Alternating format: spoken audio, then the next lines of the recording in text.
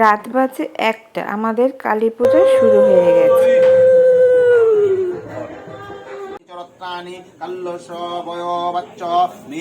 ওম সরিত সাগরা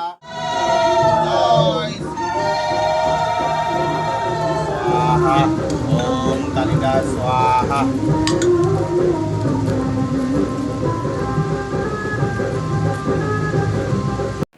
পুজো প্রায় শেষের দিকে, যজ্ঞ হচ্ছে। যজ্ঞ হওয়ার পর আমরা অঞ্জলি দেব।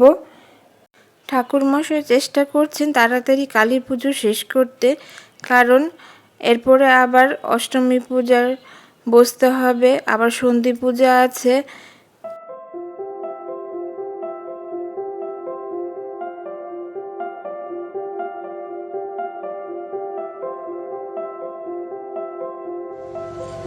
যজ্ঞ এখন প্রায় শেষের দিকে।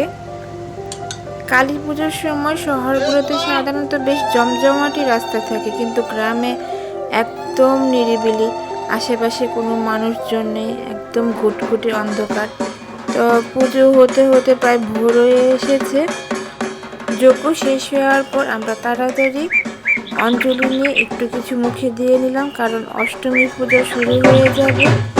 তো সকাল সকাল উঠে আবার সন্ধি পুজোর আয়োজন শুরু করতে হবে। আমরা বেশি দেরি করি নেই। আর আমরা যারা কালী পূজার উপোস করেছি তারা অষ্টমী পূজায় মাকে স্নান করাবো না, যারা বাকি আছে তারা মার স্নানে বসবে। তো ভোর 6টা বাজে উঠে দেখি প্রায় সন্ধি পূজার সব তৈরি শুরু হয়ে গেছে।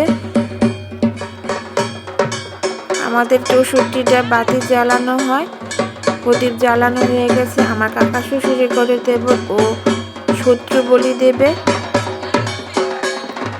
আমরা যেহেতু খুব রাত করে ঘুমিয়েছি, তাই সকালে উঠতে একটু দেরি হয়ে গেছে, তাই আমরা শত্রু বলি দেখে তারপরে অষ্টমী পূজার জন্য তৈরি হতে যাব।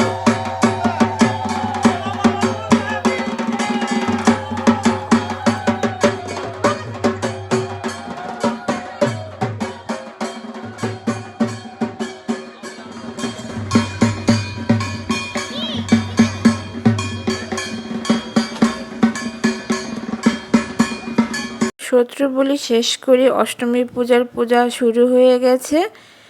তো মোটামুটি পূজাও শেষ হয়ে গেছে, কারণ ভোরবেলায় মা কালীকে বিসর্জন দেওয়ার পরে ঠাকুরকর্তা অষ্টমী পূজায় বসে গিয়েছিল।